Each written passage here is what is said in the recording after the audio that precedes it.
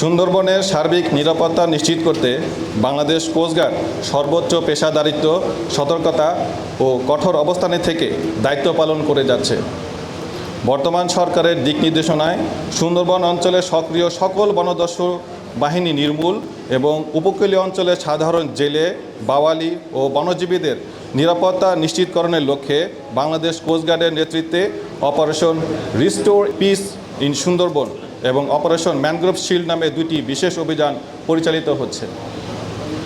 উক্ত অভিযানের প্রেক্ষিতে গত 12 ফেব্রুয়ারি 2026 হতে অদ্যাবধি 49টি দেশি বিদেশি আগ্নেয়াস্ত্র, 10 রাউন্ড তাজা গোলা, 316 রাউন্ড তাজা কার্তুজ, 108 রাউন্ড ফাঁকা কার্তুজ, 194 রাউন্ড এয়ারগান গোলা ও 2টি ওয়াকিটকি উদ্ধার এবং 42 জন বনদস্যুকে আটক করা হয়।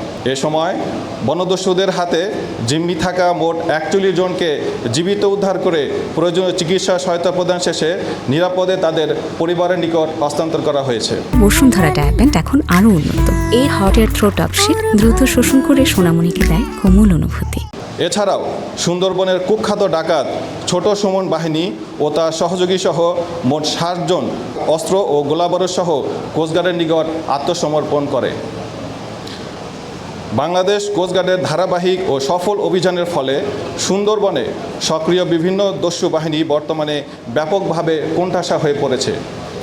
কোস্টগার্ডের কঠোর নজরদারি, গোয়েন্দা তৎপরতা ও নিয়মিত অভিযানের ফলে দস্যুরা তাদের কার্যক্রম পরিচালনা করতে ব্যর্থ হচ্ছে, যার ফলশ্রুতিতে সুন্দরবনের কুখ্যাত ডাকাত বড় জাহাঙ্গীর বাহিনীর 3 জন সক্রিয় সদস্য দল থেকে বিচ্ছিন্ন হয়ে কোস্টগার্ডের নিকট আত্মসমর্পণের সিদ্ধান্ত গ্রহণ করে। এ প্রেক্ষিতে গত 8 জুলাই 2026 তারিখ বুধবার বিকাল 5টায় বাগেরহাটের শরণখোলা থানাধীন সুন্দরবনের তাম্বুল বুনিয়া ফরেস্ট অফিস সংলগ্ন কলমগুলি খাল এলাকায় ডাকাত বড় জাহাঙ্গীর বাহিনীর 3 জন সদস্য অস্ত্র ও গোলাবারুদ সহ কোস্টগার্ডের নিকট আত্মসমর্পণ করে। এ সময় তাদের কাছে থাকা 2টি দেশীয় 1 বন্দুক, একটি দেশীয় পাইপগান, 40 রাউন্ড তাজা কার্তুজ ও একটি ওয়াকিটকি কোস্টগার্ডের নিকট জমা প্রদান করে। এছাড়াও উক্ত সময় ডাকাত সদস্যদের নিকট হতে জিম্মি থাকা একজন জেলেকেও উদ্ধার করা হয়। আত্মসমর্পণকারী ডাকাত আলামিন হোসেন বাগেরহাট জেলার মোংলা থানা, তৈবুর রহমান সাতক্ষীরা জেলার তালা থানা এবং মনিরুজ্জামান মামুন খুলনা জেলার কয়রা থানার বাসিন্দা। বড় জাহাঙ্গীর বাহিনীর সদস্য হিসাবে তারা দীর্ঘদিন যাবৎ সুন্দরবনে ডাকাতিসহ সাধারণ জেলে ও বাওয়ালিদের জিম্মি করে মুক্তিপণ আদায় করে আসছিল। জব্দকৃত অস্ত্র, গোলাবারুদ ও আত্মসমর্পণকারী ডাকাতদের পুনর্বাসনের ব্যবস্থা সহ পরবর্তী আইনানুগ ব্যবস্থা গ্রহণ ও উদ্ধারকৃত জেলেকে পরিবারের নিকট হস্তান্তরের কার্যক্রম প্রক্রিয়াধীন রয়েছে। প্রকৃতপক্ষে বাংলাদেশ কোস্টগার্ডের নিরলস অভিযান ও কঠোর অবস্থানের কারণেই সুন্দরবনের সক্রিয় দস্যু বাহিনীগুলো অনেকটা দুর্বল ও বিচ্ছিন্ন হয়ে পড়েছে।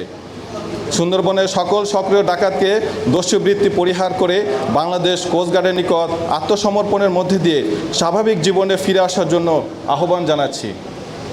যারা স্বাভাবিক জীবনে ফিরে আসতে ইচ্ছুক, আত্মসমর্পণের পর ঊর্ধ্বতন কর্তৃপক্ষের মাধ্যমে তাদের পুনর্বাসনের সুযোগ প্রদান করা হবে। অন্যথায় যারা আত্মসমর্পণ না করে অপরাধমূলক কর্মকাণ্ড অব্যাহত রাখবে, তাদের বিরুদ্ধে বাংলাদেশ সরকারের ঘোষিত জিরো টলারেন্স নীতির আলোকে বাংলাদেশ কোস্টগার্ড ভবিষ্যতে আরও কঠোর আইনানুগ ব্যবস্থা গ্রহণ করবে। একই সাথে সুন্দরবনে সম্পূর্ণরূপে দস্যুমুক্ত ও নিরাপদ রাখতে বাংলাদেশ কোস্টগার্ডের নিয়মিত অভিযান ও গোয়েন্দা তৎপরতা অব্যাহত থাকবে। সরকারের নির্দেশনা, আপনাদের সকলের সহযোগিতা এবং অন্যান্য আইনশৃঙ্খলা বাহিনীর সমন্বিত প্রচেষ্টার মাধ্যমে সুন্দরবনকে সম্পূর্ণরূপে দস্যুমুক্ত করা সম্ভব হবে বলে আমরা আশাবাদী।